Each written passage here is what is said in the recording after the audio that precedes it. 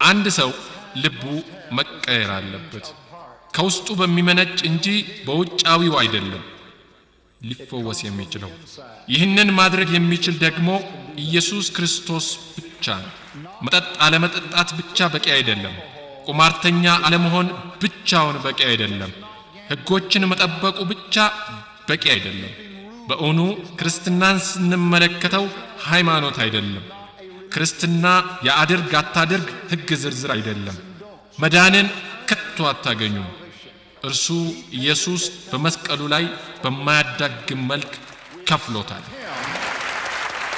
እኛም እንቀበለዋለን በዚህ ድርጊት የኃጢአት ባህሪ ተሰባብሯል አንድ ሰው የማይጠጣው እጅ ጣቱ አፍንጫው ወይም ሌላ አካሉ እንዳይቆረጥበት ፈርቶ ሳይሆን ፍላጎቱ ስለተነሳለት ነው ይህ ደግሞ ኢየሱስ ክርስቶስ የግል አዳኛችን መሆኑን ከተቀበልን ብቻ የሚሆን ነው ወንጌልም ለተወሰኑ የተመረጡ ሰዎች ሳይሆን ለመላው ዓለም ነው ምክንያቱም እግዚአብሔር አንድያ ልዩ የሆነውን ልጁን እስኪሰጥ ድረስ ዓለሙን እንዲሁ ወዷልና በዚህ አጋጣሚ መውለድ የሚለው ቃል ማስገኘት ማለት ነው ጌታዬ እግዚአብሔር ልጁን አስገኘ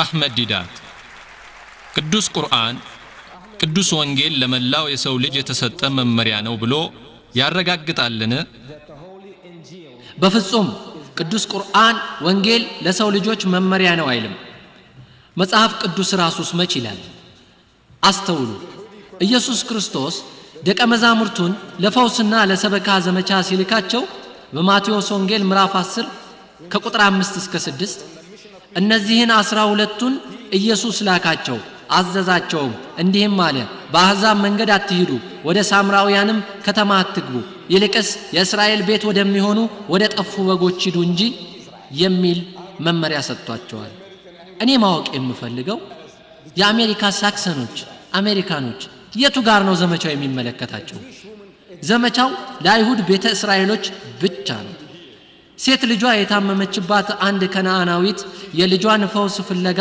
ኢየሱስ ዘንድ ስትመጣ ፊቱን አዞረባት በሌላ አቅጣጫ ብትመጣም ፊቱን ወደ ሌላ ማዞሩን አላቆመም እርሷም መከታተሉን አላቆመችምና ደቀ መዛሙርቱ ኢየሱስ ሴትየዋ ምንም ተስፋ የማትቆርጥ በመሆኗ እንዲረዳት ጠየቁት ውሃ ውስጥ የሚሰምጥ ወንድ ልጅ በተሰባሪ እንጨት ተንጠልጥሎ ለመዳን እንደሚጥር ይቺ ሴትም ትጥራለችና ልጇን ፈውስላት አሉት ኢየሱስም ከእስራኤል ቤት ለጠፉት በጎች በቀር አልተላክሁም አላቸው እነርሱም እባክህ እርዳት አሉት ኢየሱስም የልጆችን እንጀራ ይዞ ለቡችሎች መጣል አይገባም አለ ውሾች እነማን ናቸው አሕዛብ እኔና እናንተ እንደ ኢየሱስ ወይም እንደ መጽሐፋቸው አባባል ማንም አይሁድ ያልሆነ ሰው ወንድም ሆነ ሴት ውሻና አሳማ ነው ኢየሱስ እንዲህ ብሏል ቅዱስ የሆነውን ለውሾች በእግራቸው እንዳይረግጡት ተመልሰውም እንዳይነክሷችሁ የተቀደሰውን ለውሾች አትስጡ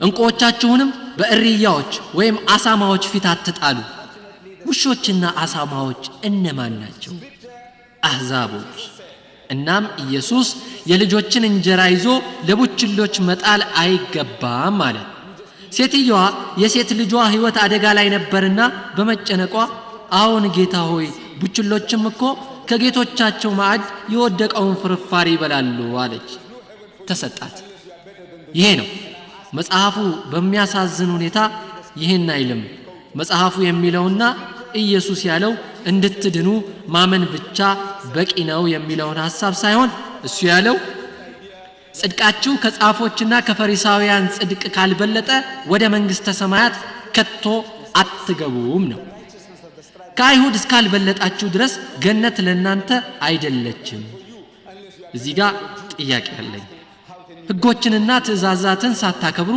አይሁዶችን እንዴት ልትበልጡ ትችላላችሁ ራሳችሁ መልሱ ሚስተር ስዋጋርት ሚስተር ዲዳት በንግግራቸው እንዳረጋገጡት በእጆ ላይ የሚገኘው መጽሐፍ ቅዱስ የጌታ ቃል አይደለም በምን አይነት ማስረጃ እሳቸው እንደተሳሳቱ ማረጋገጥ ይችላሉ ዝም ብሎ በእምነት ብቻ ሳይሆን በማስረጃ በተደገፈ ማለቴ ነው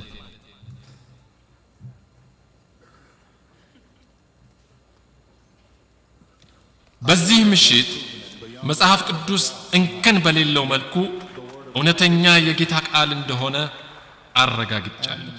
ከዚህ በላይ ማስረጃ ለማንም አስፈላጊ መስሎ አይታየኝም። መጽሐፍ ቅዱስን አነባችሁ ላታምኑበት ትችላላችሁ። ነገር ግን ጌታ እንድናምንበት ነግሮናል። ብዙ ጥቅሞችን እናገኝበታለን። የቀረቡ ማስረጃዎች እያሉ አንድ ሰው ለማመን ካልፈለገ አያምንም። ጌታ ለአንድ ሰው ምን አለው? ከሙታን አንዱ እንኳ ቢሄድላቸው ይህን ታሪክ የሚነግረን ሉቃስ ምዕራፍ 16 ነው። ወንድሞቼ ያ ባለጠጋ ሰው ወንድሞቼ ወደዚህ ስቃይ እንዳይመጡብኝ ባለ ጊዜ የተባለው ምንድነው? ነቢያትንም የማይሰሙ ከሆነ ከሙታንም እንኳ አንድ ቢነሳ አያምኑም ነው የተባለው። ስለዚህ ላለማመን ከማንም የሚሰጥ ማስረጃ አይኖርም። ምክንያቱም አያምንምና ነው። ይሄንን ምክንያት ነው የተናገረው። በመጨረሻም ተወዳጅ የሆነችውን ጥቅስ ማንሳት እፈልጋለሁ። የዮሐንስ ወንጌል ምዕራፍ 3 ቁጥር 16 በእርሱ የሚያምን ሁሉ የዘላለም ሕይወት እንዲኖረው እንጂ እንዳይጠፋ እግዚአብሔር አንድያ ልዩ የሆነውን ልጁን እስኪሰጥ ድረስ ዓለሙን እንዲሁ ወዷልና። ንግግሬን የምደመድመው አንድ ተጨማሪ አረፍተ ነገር በመስጠት ነው። ክቡርነቱ እውነተኛ ለመሆኑ እኔ ራሴ ማረጋገጫ ነኝ። ምክንያቱም እሱ ነፍሴን አድኗታልና።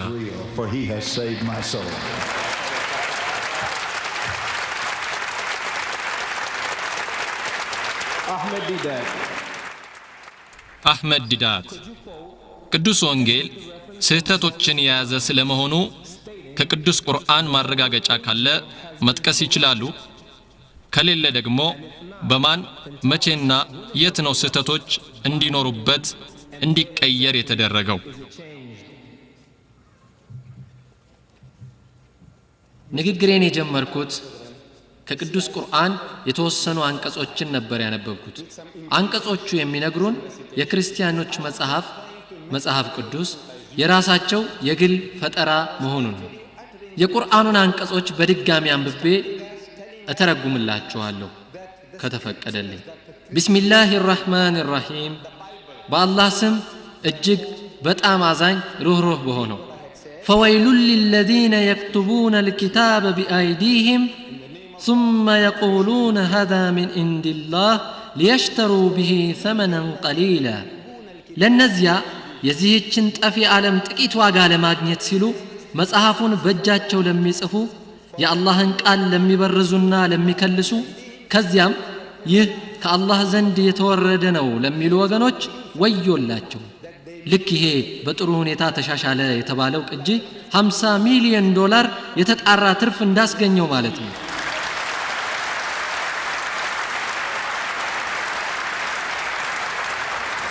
50 ሚሊዮን ከዘላለም ሕይወት ጋር የማይወዳደር ኢምንት ነው። 50 ሚሊዮን ከፈጣሪ ጸጋና አዳኝነት አንጻር ምንም ማለት አይደለም። ስለዚህም ወወይሉን ለሁም ሚማ ከተበት አይዲህም እጆቻቸው በጻፉት ሰበብ ለሚደርስባቸው ብርቱ ቅጣት ወዮላቸው። ወወይሉን ለሁም ሚማ የክስቡን በዚህ እርኩስ ምግባራቸው ለሚሸከሙት እጅግ የከበደ ኃጢአት ወዮላቸው ይለናል። በሌላ አነጋገር በዚህ የቅዱስ ቁርአን አንቀጽ መሰረት አጠር ባለ ማብራሪያ ማረጋገጫ እየሰጠው ነበር ማለት ነው። ምክንያቱም የተሰጠኝ ጊዜ አጭር በመሆኑ በሰፊው ላብራራ አልቻልኩም። በዚህ መድረክ 60 ደቂቃ ጊዜ እንደሚሰጠኝ የተስማማን ቢሆንም በማላውቀው ምክንያት 20 ደቂቃ ተቀንሶብኝ ለ40 ደቂቃ ብቻ ነበር እንድናገር የተደረኩት። ብዙ የማቀርበው የነበረኝ ቢሆንም በጊዜ ጥረት ምክንያት ቆራርጬ ለነገ ምሽት ፕሮግራም አስቀምጬዋለሁ። ስለዚህ ንግግሬ አንቀጹን በማብራራት ላይ ያተኮረ ነበር። ይህ መጽሐፍ ቅዱስ በራሳችሁ እጅ የተጻፈ ስለሆነ እንዳሻችሁ ስትጨምሩበትና ስትቀንሱበት፣ ስታክሉበትና ስትዘርዙበት ትገኛላችሁ። መጽሐፍቱ ራሳቸው በቂ ማስረጃዎች ናቸው። በየእጆቻችሁ የያዛችኋቸው መጽሐፍ ቅዱሶች ራሳቸው ጥሩ ማስረጃዎች ናቸው። ቀያይራችኋቸዋል፣ ተቀይረዋል። ከ24000 ሰነዶቻችሁ 2 እንኳን ተመሳሳይ የሏቸውም። ኃላፊነቱን ወስዳለሁ። ከነዚህ ውስጥ 2 እንኳን አይመሳሰሉም።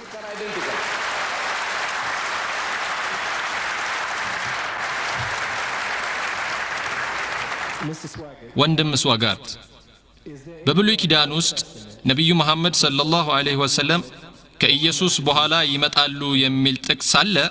አመሰግናለሁ። ብዙዎቹ ሃይማኖቶች ለእምነታቸውና ለትምህርታቸው መጽሐፍ ቅዱስን የሆነ ቦታ ላይ ማስገባት ይፈልጋሉ። ቁርአንም ይህንን ያደርጋል። ይህ ጉዳይ በመጽሐፍ ቅዱስ ተጠቅሷል። ሙሐመድ በመጽሐፍ ቅዱስ ተጠቅሷል ሊለን ይሞክራል። ሙሐመድ በብሉይ ኪዳን ውስጥ አልተጠቀሰም። ኦሪት ዘዳግምን እንደምታነሱ አውቃለሁ። ያ አረፍተ ነገር ስለ ጌታ ኢየሱስ ክርስቶስ ብቻ ነው የሚናገረው። በጥቅሉ ስለ ጌታ ኢየሱስ ነው የሚናገረው። ሙሐመድ ከኦሪት ዘፍጥረት እስከ ዮሐንስ ራእይ አንድም ቦታ አልተጠቀሰም። አህመድ ሰዎች በኢየሱስ ስም የሚድኑበትን ሁኔታ ሙስሊሞች እንዴት ይመለከቱታል?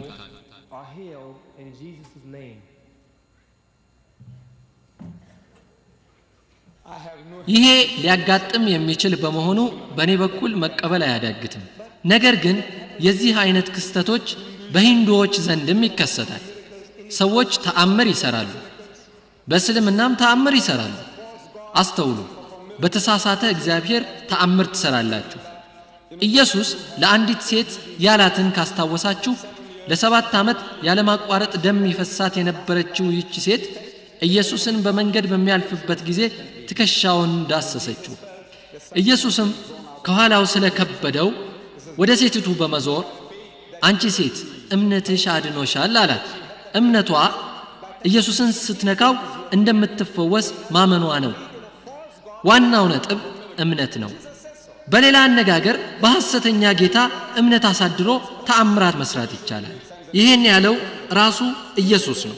ብዙ ሐሰተኞች ክርስቶሶችና ሐሰተኞች ነቢያት ይነሳሉና ቢቻላቸውስ የተመረጡትንስ እንኳ እስኪያስቱ ድረስ ታላላቅ ምልክትና ድንቅ ያሳያሉ ብሏል። ደቀ መዛሙርቱን እንኳን ሊያታልሉ ይችላሉ።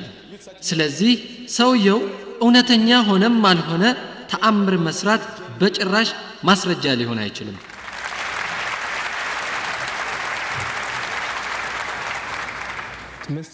ሚስተር ጂሚ ስዋጋርት በብሉይ ኪዳን ኢየሱስ የእግዚአብሔር ልጅ ተብሎ ተጠቅሶ ከሆነ ጥቅሱን ቢያነቡልኝ።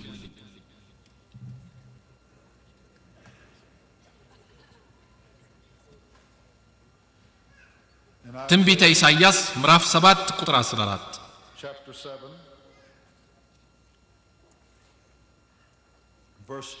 ስለዚህ ጌታ ምልክት ይሰጣችኋል፣ እነሆ ድንግል ትጸንሳለች፣ ወንድ ልጅም ትወልዳለች፣ ስሙንም አማኑኤል ብላ ትጠራዋለች። አመሰግናለሁ።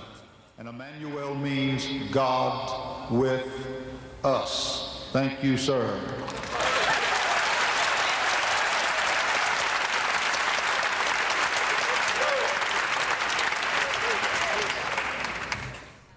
አህመድ ዲዳት እግዚአብሔር የራሱን ቃል ኦሪትንና የመሳሰሉትን መጠበቁን ማን ይክደዋል?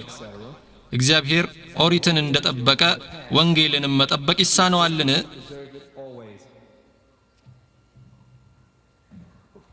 ሌሊቱን ሙሉ ሳረጋግጥላችሁ የነበረው መጽሐፍቱ አለመጠበቃቸውን ነበር። አሁን መልሳችሁ ጥያቄ ታነሳላችሁ። መጽሐፍቱ አልተጠበቁም። ቢጠበቁ ኖሮ ዕውቅና በተሰጣቸው ነበር። ተጠብቆ የቆየው ነገርስ ምንድነው? በውስጡ የሚገኙት ነገሮች ናቸው ይህን ሁሉ ችግር የፈጠሩት። ጸያፍ የሆኑ ቃላት በውስጡ ይገኛሉ። አንብቡት እንጂ። ወንድሜ የሕዝቅኤልን ምዕራፍ ለማንበብ 10 ደቂቃ በቂው ነበር። ከበቂ ጊዜ በላይ ነበረው። በእርግጠኛነት የምነግራችሁ ማንም ሰባኪ ለታዳሚዎቹ ይህንን ፈጽሞ አያነብም። በጭራሽ እንደማታነቡት እርግጠኛ ነኝ። ምክንያቱም የእግዚአብሔር ቃል ባለመሆኑ ነው። የእግዚአብሔር ቃል ቢሆን ኖሮ አታፍሩበትም ነበር። እግዚአብሔር የሁለቱ እህትማማቾችን ማመንዘር ሳያሳፍረው የገለጸውን እንዴት እናንተ ለማንበብ ታፍራላችሁ? እናንተ ከፈጣሪ በላይ ቅዱሳን ሆናችሁ ነው? ከዚህ ሌላ ምን ሊባል ይችላል? እናንተ በጣም ቅዱሳን በመሆናችሁ ያላነበባችሁትን እግዚአብሔር ግን ተናገረ። እናንተ ከእርሱ በላይ ቅዱሳን ናችሁ? መልሱ የእግዚአብሔር ቃል ስላልሆነ ነው እላለሁ። ነገሩ ከጌታ ስላልሆነ ብቻ ነው። መጽሐፎቹ ለውጥ ተደርጎባቸዋል። ተውራት ወይም ኦሪት ብለው የጠቀሱት ብሉይ ኪዳንን ለማለት ተፈልጎ ከሆነ አይደለም እላለሁ። እናንተ ስለ መጽሐፉ ስትነግሩን በ40 የተለያዩ ጸሐፍት ነው የተጻፈው ነው የምትሉ። ተመልከቱ፣ 40 የተለያዩ ጸሐፍት ጽፈውታል። እኛ በኦሪት እናምናለን ስንል ግን የምናምነው ኦሪት ለሙሴ አለይሂ ሰላም የተሰጠውን መለኮታዊ ራእይ ማለታችን ነው።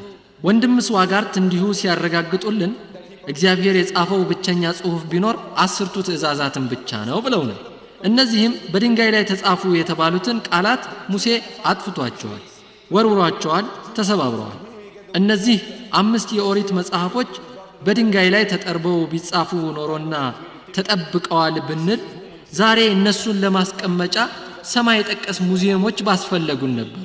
ሙሴ እነዚህን የት ነው ያኖራቸው? ኦሪት ዘፍጥረት፣ ኦሪት ዘጸአት፣ ኦሪት ዘሁልቁ፣ ኦሪት ዘሌዋውያንና ኦሪት ዘዳግም፣ እነዚህን ሁሉ የድንጋይ ጥርቦች ሙሴ የት ይሆን ያቆያቸው? ሙሴ የጻፋቸው አይደሉም። ሙሴ የነብይ ወንድሙ ሉጥን ክብር አሳንሶ ከሴት ልጆች ጋር ግብረ ሥጋ ግንኙነት አድርጓል ብሎ የሚጽፍበት ምንም ምክንያት የለውም። ለምን ብሎ? የያዕቆብ ልጆች ከሆኑት አንዱ ሮቤል ከወላጅ እናቱ ጋር ወሲብ ፈጽሟል ብሎ የሚጽፈውስ ለምን ብሎ ነው?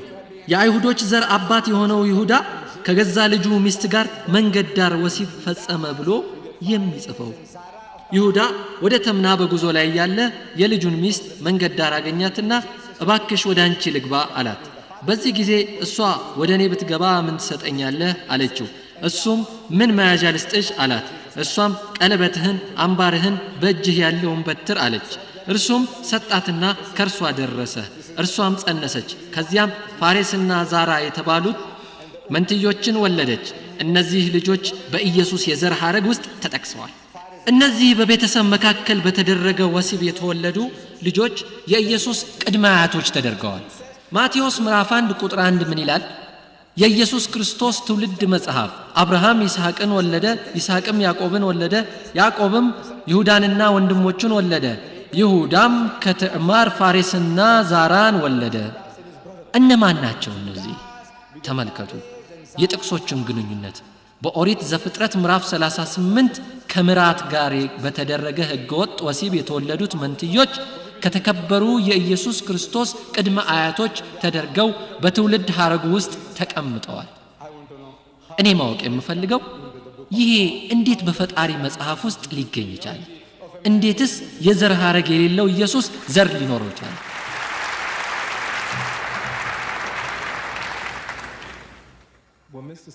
ሚስተር ስዋጋርት እባክዎን ዶክተር ዲዳት ከመጽሐፍ ቅዱስ እንዲያነቡ የጠየቁውን የተወሰኑ ጥቅሶች ቢያነቡልን።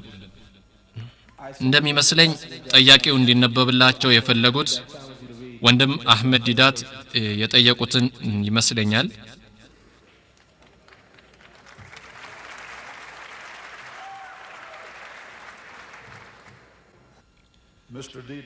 ሚስተር ዲዳት ያልተጠየቁትን የመመለስ ችግር አለባቸው።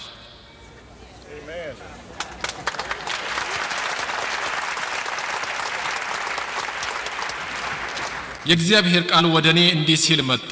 የሰው ልጅ ሆይ የአንዲት እናት ልጆች የሆኑ 2 ሴቶች ነበሩ። በግብፅም አመነዘሩ፣ በኮረዳነታቸው አመነዘሩ። በዚያ ጡቶቻቸውን ዋሸሹ፣ በዚያም የድንግልናቸውን ጡቶች ዳበሱ። ስማቸውም የታላቂቱ አሆላ የእህትዋም አሆሊባ ነበር። ለእኔም ሆኑ ወንዶችና ሴቶች ልጆችንም ወለዱ። ስማቸውም አሆላ ሰማርያ ናት፣ አሆሊባ ደግሞ ኢየሩሳሌም ናት። አሆላም ገለሞተችብኝ፣ ውሽሞቿም ጎረቤቶቿን አሦራውያንን በፍቅር ተከተለቻቸው።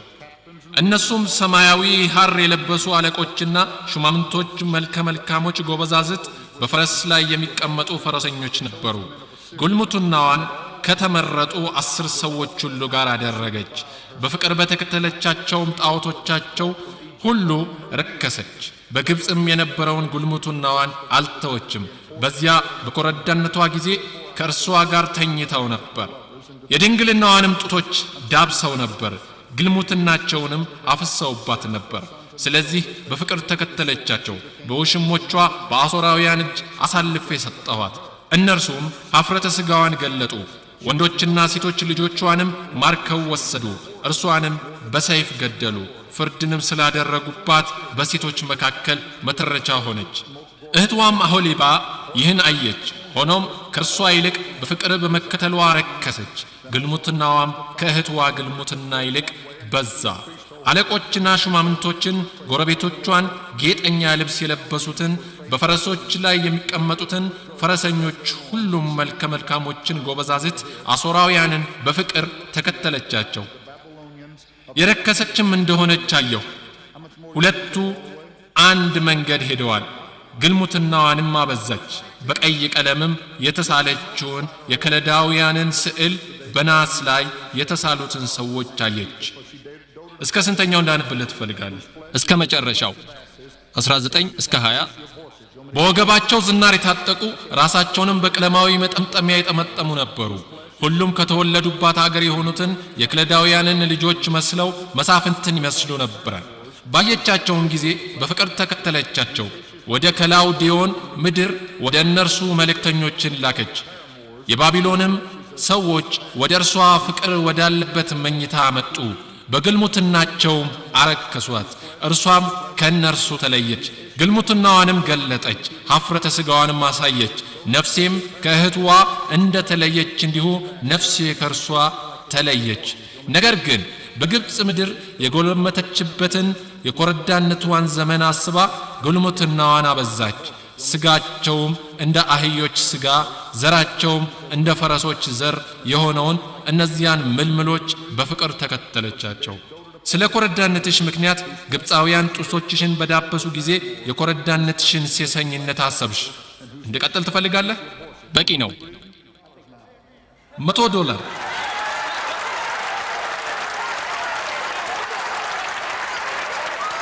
ሙስሊሞች እውነተኞች ናቸው። $100 የሚገባኝ ይመስለኛል።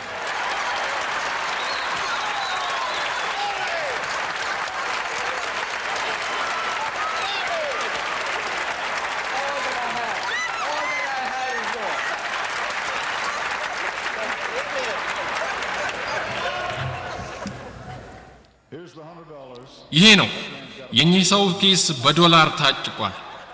ይህን ሁሉ ዶላር ይዘው ወደ ደቡብ አፍሪካ ከተመለሱ የአሜሪካን ዕዳ አስጊ ደረጃ ያደርሱታል። እዚህ ምን አይነት እስላማዊ ፕሮግራም እንዳላችሁ ባላውቅም ይህንን $100 ለአዳራሹ ኪራይ እንዲሆናችሁ አበረክታለሁ። ይሄው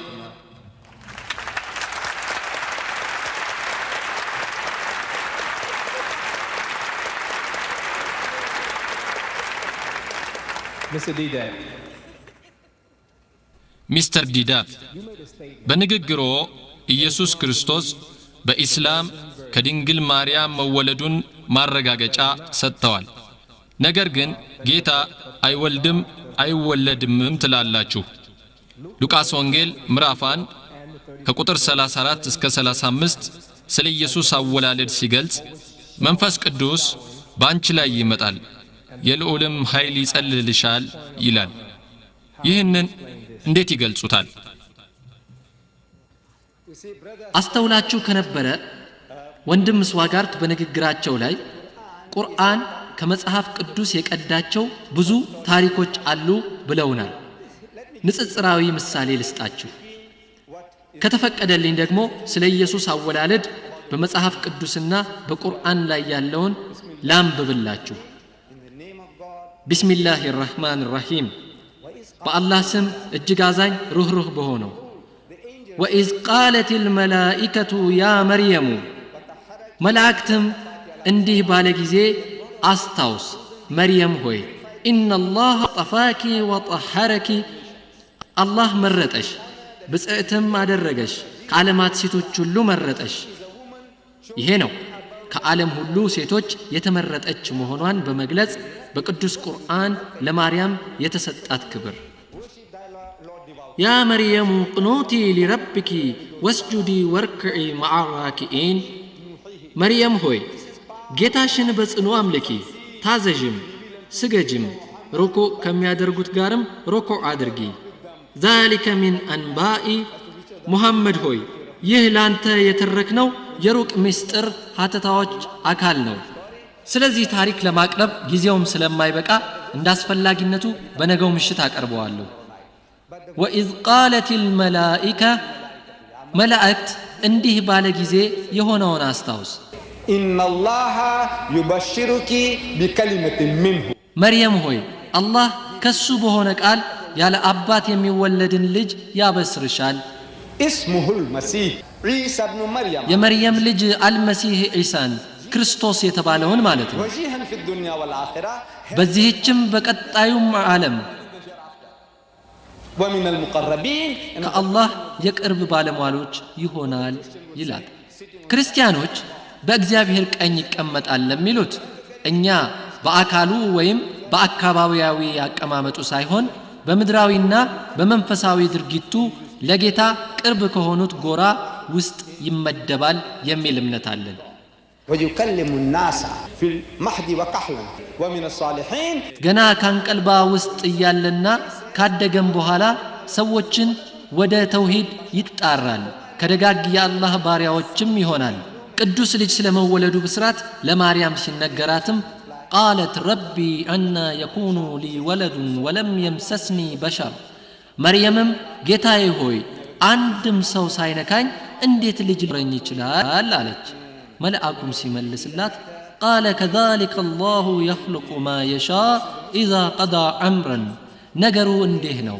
አላህ የሚሳነው የለም የሚሻውን ይፈጥራል فإنما يقول له كن فيكون ሁን ይለዋል ወዲያውም ተፈጻሚ ይሆናል ይሄ ነው ስለ ኢየሱስ አወላለድ የሙስሊሙ አመለካከት አላህ ኢየሱስን ያላባት ለመፍጠር ሲፈልግ ሁን ይለዋል አላህ 1 ሚሊዮን ኢየሱሶችን መፍጠር ከፈለገም ሁኑ ሲላቸው ሆነው መገኘት ብቻ ነው በመጽሐፍ ቅዱስ ስለ ኢየሱስ የተጻፈውን በተመለከተ በአንድ ወቅት በኢንዶኔዥያ ቋንቋ የተጻፈ መጽሐፍ ቅዱስ ለመግዛት በጆሃንስበርግ የሚገኝ አንድ የመጽሐፍ ቅዱስ ማህበር ስገባ ኮፍያና ጢሜን አይተው ቄስ ዳንካርድ የተባሉ የማህበሩ ኃላፊ ለሻይ ግብዣ በቢሮአቸው ጠሩኝ በዚህ ወቅት አጋጣሚ በቁርአን ስለ ኢየሱስ አወላለድ የተጠቀሰውን ነገርኳቸው ታሪኩ የከበረና የሚያስደንቅ ሆነባቸው ከቁርአን እንዳነበብኩላቸው ስነግራቸው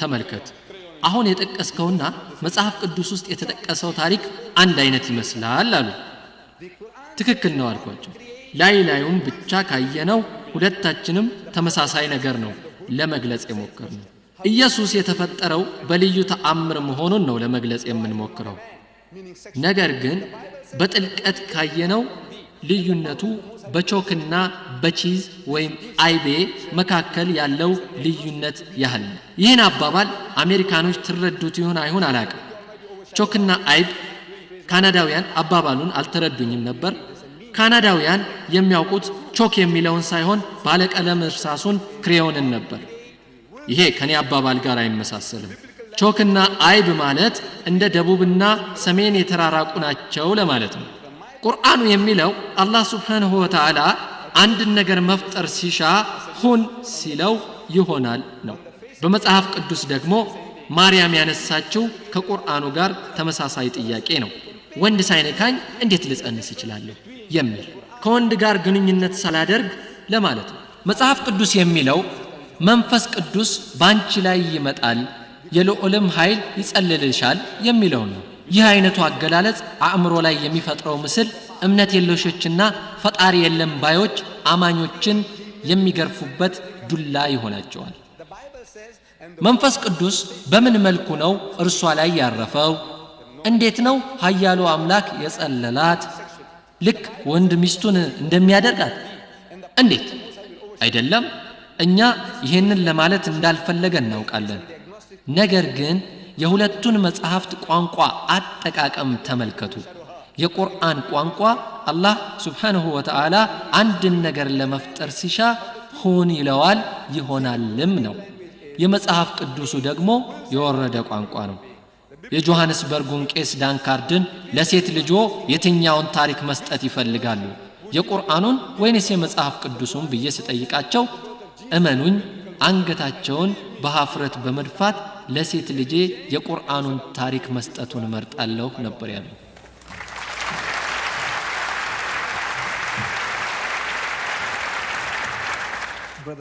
ወንድም ስዋጋት ዩኒክ ወይም ልዩ የሆነ ብለው የጠቀሱት ቃል ምን ለማለት ፈልገው እንደሆነ ቢያስረዱን። ከስርዓቱ ውጪ የማይሆን ካልሆነ ይህን ጥያቄ ከመለስኩ የመጨረሻ ጥያቄ ይሁን የሚል ሐሳብ አቀርባለሁ። እዚህ ለ2 ሰዓት ከ30 ደቂቃ ያህል ቆይታ አድርገናል። ለጥቂት ጥያቄዎች የሚበቃ ጊዜ ቀርቶናል። ይቅርታ። በጣም ጥሩ። መልካም ነው። እሳቸው ለቆይታቸው በሰዓት ይከፈላቸዋል፣ እኔ ግን አይከፈለኝም። ቢሆንም $100 አግኝቻለሁ። በግሪክኛ የተተረጎመው ማለቴ ይቅርታ፣ መጽሐፍ ቅዱስ በመጀመሪያ የተጻፈበት የግሪክኛ ቋንቋ ውስጥ በቀላሉ ዩኒክ የሚለው ቃል ከነበሩ ነገራት ሁሉ ለየት ያለ ለማለት ነው የገባው። በፈጣሪ ልጅነትም ኢየሱስ ለየት ያለ እንደርሱ ማንም የሌለበት ነው። የእግዚአብሔርን ልጅ እንዳስገኘችው ማርያምም ከጥቂት ጊዜ በፊት ሚስተር ዲዳት አሳምረው እንዳብራሩት ሌላ ማንም የለም። ይሄ ማለት ከርሱ በፊትም ሆነ በኋላ የሚመስለው የለም ማለት ነው። እርሱ ልዩ የሆነ ስጋ ለብሶ የተገለጸ የእግዚአብሔር የግል ልጁ ማለት ነው። በዚህ አጋጣሚ እኛ ክርስቲያኖች በሶስት እግዚአብሔሮች አናምንም። እግዚአብሔር በሰማይ አፓርታማ ውስጥ ሚስት አግብቶና ብዙ ልጆች ወልዶ ይኖራል ብለን አናምንም። የዚህ አይነቱ የሞኝነት እምነትም ትምህርትም አናስተምርም። እኛ የምናምነው እግዚአብሔር ከፍቅር በመነጨ ከሰማየ ሰማያት ወርዶ በዚህች ምድር ከሰዎች ጋር ኖሯል። ከሰዎች ጋር መራመዱን መናገሩን በሰው መልክ በመስቀል ላይ ለሰው ልጅ ኃጢአት መስዋዕት ሆኖ መሞቱን ነው እኛ የምናምነው። የሰው ልጅ ራሱን ለማዳን የሚረዳው በማጣቱ ይህንን አደረገ። ለሰዎችም ይህን አካል ትገድላላችሁ በ3 ቀን ውስጥም አስነሳዋለሁ ነበር ያላቸው። በድጋሚም ድርጊቱ አምሳያ የሌለው ነበር። እርሱ በትንቢቶቹ፣ በውልደቱ፣ በሕይወቱ፣ በተአምራቱ፣ በሰበካው፣ በሞቱ፣ በትንሣኤውም ሆነ በእርገቱ የተለየ ሲሆን ወደዚህች ምድር ሲመጣም ልዩ ይሆናል። He will be unique in his coming again.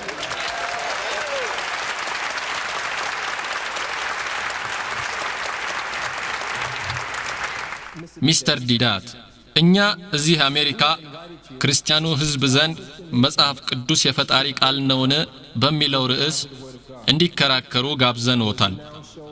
በዚሁ ርዕስ ላይ ከወንድም ስዋጋርት ጋር በመካ ከተማ ክርክር ለማድረግና ለማስተናገድ ዝግጁ ነዎት? ማድረግ ካልቻሉ ምክንያቱን ይነግሩናል። የትኛው ከተማ? መካ። ተመልከቱ፣ ጠያቂው የጠየቀው ከወንድም ስዋጋርት ጋር በተለያዩ የአሜሪካ ከተሞች መከራከር ይፈልጋሉን የሚለው ቢሆን ኖሮ እኔ ለእያንዳንዱ መድረክ $10,000 ለመክፈል ዝግጁ ነኝ። በኒውዮርክ ለሚገኘው ማዲሰን ስኩዌር ጋርደን እና ለተመሳሳይ ቦታዎች ለእያንዳንዱ $10,000 ለመክፈል ዝግጁ ነኝ። ለአራት መድረኮች $40,000። ነገር ግን ጠያቂው የሚለኝ መካ ከተማ መጋበዝ ይችሉ ይሆን ወይ የሚል ነው። በመጀመሪያ እኔ መካ ውስጥ ነዋሪ አይደለሁም። ሁለተኛ ወደ መካ ለመግባት ቪዛ ያስፈልጋችኋል። እኔ ወደ አሜሪካ ለመምጣት ስዘጋጅ መንግስታችሁ ቪዛ ለመስጠት አስገድዶኛል። ስለዚህ የቪዛ ሂደቱን ተከትያለሁ። በመከተሌም ነው እዚህ የተገኘሁት። በአንድ ወቅት ከደቡብ አፍሪካ ወደ ቀድሞዋ ደቡብ ሮዴዥያ ዛምቢያ ነፃነቷን ባወጀችበት ወቅት ለመሄድ አቅጄ ነበር። በዚያን ጊዜ ደቡብ ሮዴዥያን ይገዛ የነበረው ስሚዝ ነበር። በዚህ ጊዜ ከቪዛው በፊት እንድሞላ የተሰጠኝ ቅጽ ላይ ለስሚዝ ህገወጥ መንግስት ዕውቅና አልሰጥም የሚል አረፍተ ነገር የታተመበት ፎርም ላይ መፈረም ነበረብኝ። መሄድ ስለነበረብኝ በዚህ ፎርም ላይ ፈርሜያለሁ። በተመሳሳይ ወደ አሜሪካ ስመጣም ደንብና ግዴታችሁን ማሟላት ነበረብኝ። የነገራችሁኝን ሁሉ ለመቀበል ከተስማማሁ መግቢያ ቪዛውን ማግኘት እችላለሁ። የነገራችሁኝን ሁሉ ለመቀበል ከተስማማሁ መግቢያ ቪዛውን ማግኘት እችላለሁ። ያለበለዚያ ግን አሜሪካም ሆነ ካናዳ ወይም ሌላ ሀገር ቪዛ አይሰጥም። ወደ መካ ለመሄድም የተጠየቃችሁትን ማሟላት አለባችሁ። በተመሳሳይ መልኩ ግዴታውንም ማሟላት አለባችሁ። ያ ግዴታ ደግሞ በከንፈራችሁ የምታወጁት ላ ኢላሃ ኢላላህ ሙሐመድ ረሱሉላህ ነው። ሙሐመድ ረሱሉላህ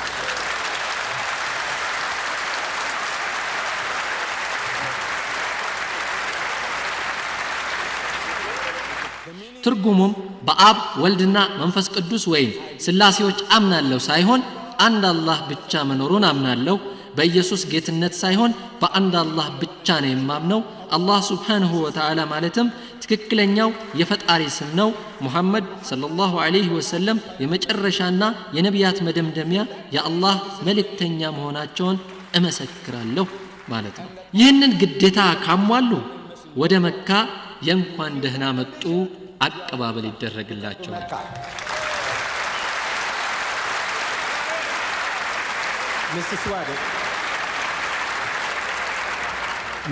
ሚስተር ስዋጋርድ በንግግሮ ላይ ለመዳን የኪንግ ጀምሱ የመጽሐፍ ቅዱስ ቅጂ አስፈላጊ ነው ሲሉ ተናግረዋል።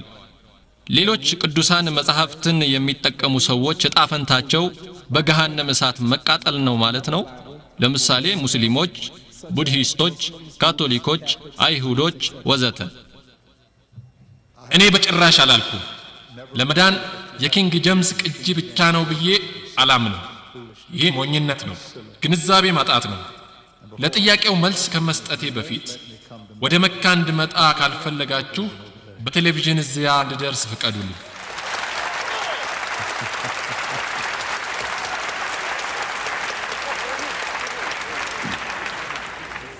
ሚስተር ዲዳት የዱዌ መጽሐፍ ቅዱስን ጠቅሰው ነበር።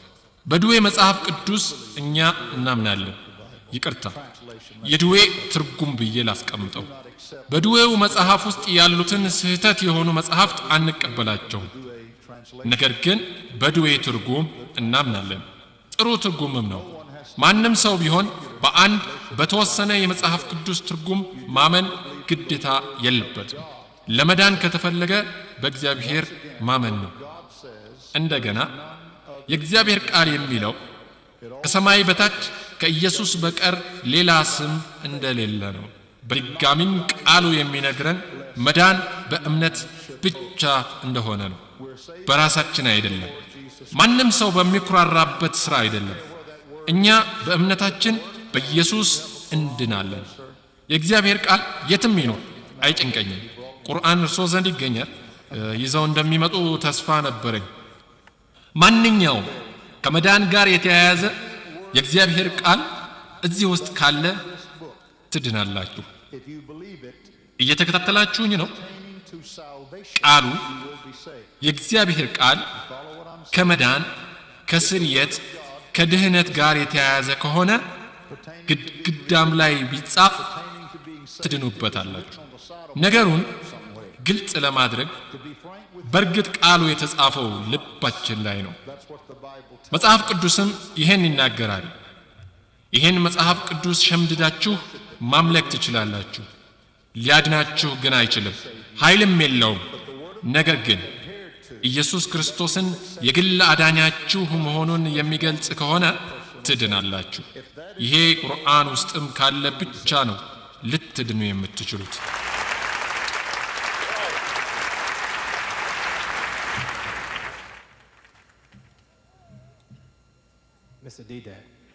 ሚስተር ዲዳት ሙስሊሞች የተለያዩትን የቁርአን መጻሕፍት እንዴት ይመለከቷቸዋል? እርሶ መጽሐፍ ቅዱስን ሐሰት ነው እንዳሉት ሁሉ ሐሰት አያደርጋቸውም?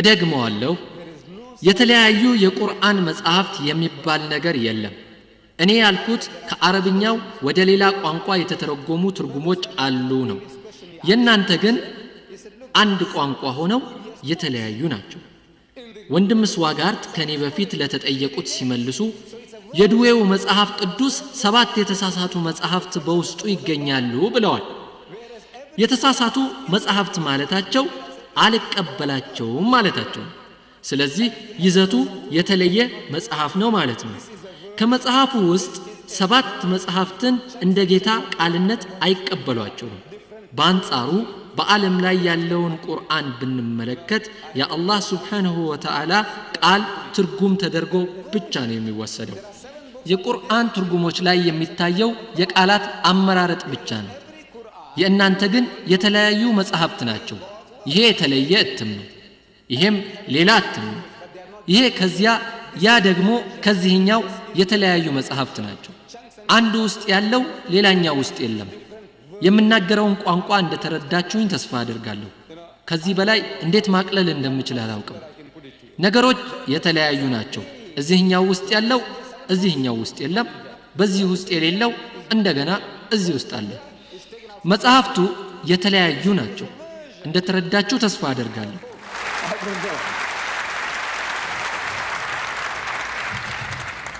ቄስ ጂሚ ስዋጋርት ስላሴ ምንድነው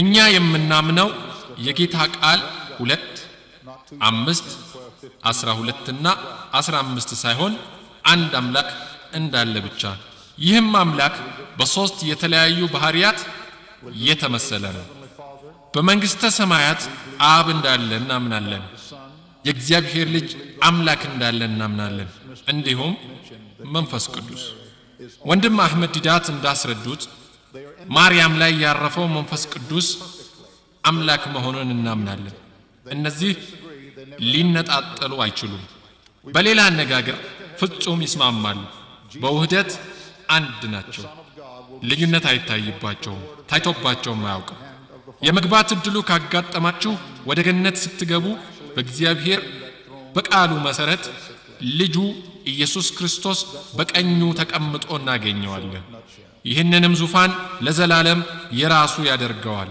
የስላሴ ትርጓሜ ባጭሩ ይሄ ነው ያለን ጊዜ ለሁለት ጥያቄዎች ብቻ የሚበቃ ነው ሚስተር ዲዳት በመንፈስ ቅዱስ ያምናሉ ካመኑ ለምን ካላመኑስ ለምን በክርስትና እምነት የመንፈስ ቅዱስ አስተሳሰብ የመነጨው ከስላሴዎቹ አንዱን እሱ እንዲሆን በማድረግ ነው አብ አምላክ ነው ወልድም አምላክ ነው መንፈስ ቅዱስም አምላክ ነው ነገር ግን ሶስት አምላኮች ሳይሆኑ አንድ ብቻ ናቸው ትላላችሁ በክርስትና የሚሰጠውን መመሪያ ለማብራራት ያህል ቀጣዩ ትምህርት አብ ኃያል ነው ወልድም ኃያል ነው መንፈስ ቅዱስም ኃያል ነው ነገር ግን ሶስት ሳይሆኑ አንድ ኃያል ቀጣዩ ትምህርት ደግሞ አብ አንድ አካል ነው ወልድ አንድ አካል ነው መንፈስ ቅዱስም አንድ አካል ነው ነገር ግን ሶስት አካላት ሳይሆኑ አንድ ብቻ ናቸው ይላል ወንድም ስዋጋርት በጻፉት መጽሐፍ ያለውም ይሄው ነው አካል አካል አካል ሶስት አካላት ሳይሆኑ አንድ ብቻ ነው ይላል እኔ ምለው ምን አይነት ቋንቋ ነው የምትናገሩት I am asking what language are you speaking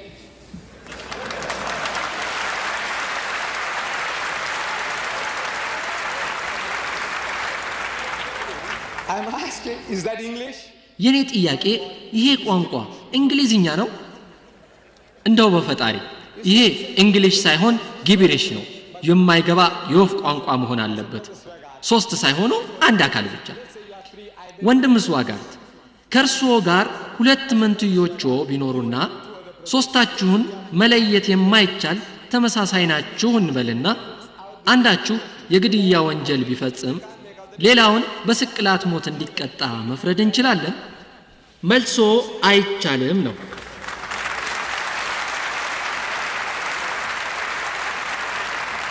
ለምን አይቻልም ብሎት የሚመልሱልኝ ወንጀል የፈጸመው ሌላኛው ነው ይሉኛል።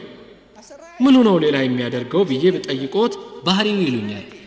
በዚህ መልኩ አብ ስትሉ ቃላቶች በአእምሮአችን ምስል እንደመፍጠራቸው መጠን በአብ ስም ስትሉ አእምሮአችሁ ውስጥ የሚቀረጸው ምስል የገና አባት ሴንታ ክሎስ በሚሊዮኖች እጥፍ ከሰው ልጅ የሚገዝፍ ነገር ግን ያው ሰው የሚመስል የሆነ ፕላኔት ላይ እግሩን እንዳንጠለጠለ የተቀመጠ ሰማይ በሱ ጥላ በፍቅር የተሞላ በገነት ያለ አባት። አምላከ ወልድ ስትሉ ደግሞ ልጠይቃችሁ የምፈልገው ምን አይነት ምስል በአእምሮአችሁ ይመጣል?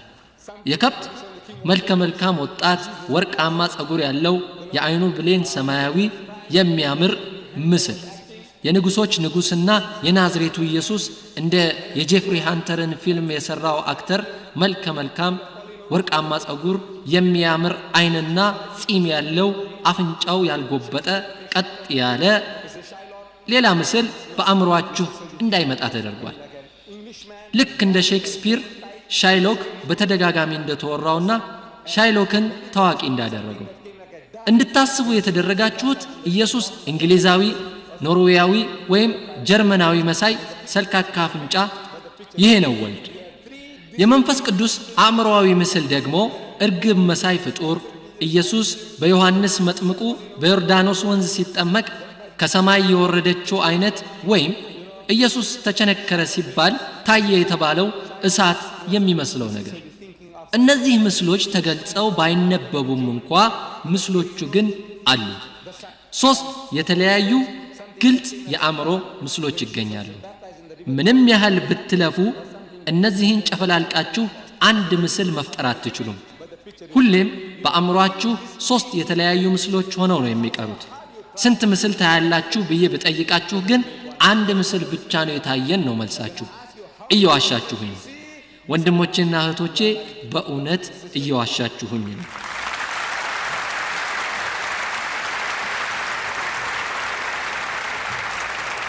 በትክክል 3 ደቂቃ ብቻ ነው የቀረን። ሚስተር ስዋጋርት፣ ይህ ጥያቄ ካዘጋጆቹ ነው። እዚህ መድረክ ላይ የተካሄደውን ክርክር የቪዲዮ ቅጂ ኮፒ ለማስቀረት ለፈለገ ሰው እንድንሰጥ ይፈቅዱልናል? ይሄ አንደኛው ነው። ሁለተኛው ክርክሩ በቴሌቪዥን እንዲተላለፍ ፍቃደኛ አልነበሩም። ሶስተኛ ይሄን ክርክር መካ ቀጥታ ለማስተላለፍ ፈቃድ ጠይቀን ያልተፈቀደልን ለምን ነበር? አሳፋሪ ይሆን ቦታ ያላልኩትን ብለሃል ብለዋል። እኔ እግዚአብሔር አንድ አካል ነው፣ ልጅም አንድ አካል ነው፣ መንፈስ ቅዱስም አንድ አካል ነው፣ ሶስቱም አንድ አካል ናቸው አላልኩም። እኔ ያልኩት ይሄን ሳይሆን አንድ አምላክ ነው ነው።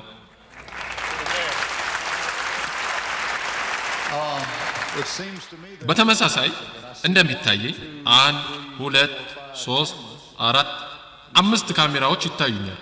በቴሌቪዥን እያሰራጩ አይደለም ብለሃል። እያሰራጩ አይደል? የተምታታብኝ መሰለኝ፣ ነገሩ አልገባኝም። ይሄን የተቀረጸውን ቪዲዮ ኮፒ ማግኘት ለሚፈልግ እንድንሰጥ ይፈቅዱልናል ማለት ነው? በእርግጥ እንፈቅዳለን፣ ነገር ግን ማረም አትችሉም።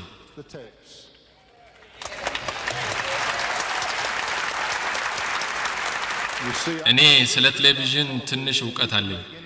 አንድ ሰው ያላለውን እንዳለ ለማድረግ ፊልሙን መቆራረጥ ያለ ይመስለኛል። እኛ በዚህ አይነቱ ስራ ባለሙያዎች ነን ሚስተር ዲዳት። እናም እኔ እኚህን ሰው አምናቸዋለሁ። ወደ እኔ እያዩ ነው ጌታዬ።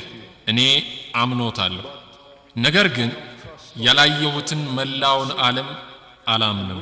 ይህን ቅጂ ለማሰራጨት ወይም የትም ይዛችሁት ለመሄድ ካስፈለጋችሁ ቃላችሁን መጠበቂያ ሰነድ እንድትፈርሙልን ስንጠይቅ የት ሆናችሁ እንደምታርሙትና እንደምታስተካክሉት ግን ለኛ መግለጽ ይኖርባችኋል። ይህ ተገቢ ይመስለኛል። እኛም እርሳቸው ያሉትን ከቅጂው ቆርጠን ያላሉትን እንደተናገሩ አናደርግም። ይሄ ትክክል አይሆንም፣ ተገቢም አይደለም። እስካሁን ክርስቲያን መሆን እንዳለብን ሆነን የተገኘን ይመስለኛል።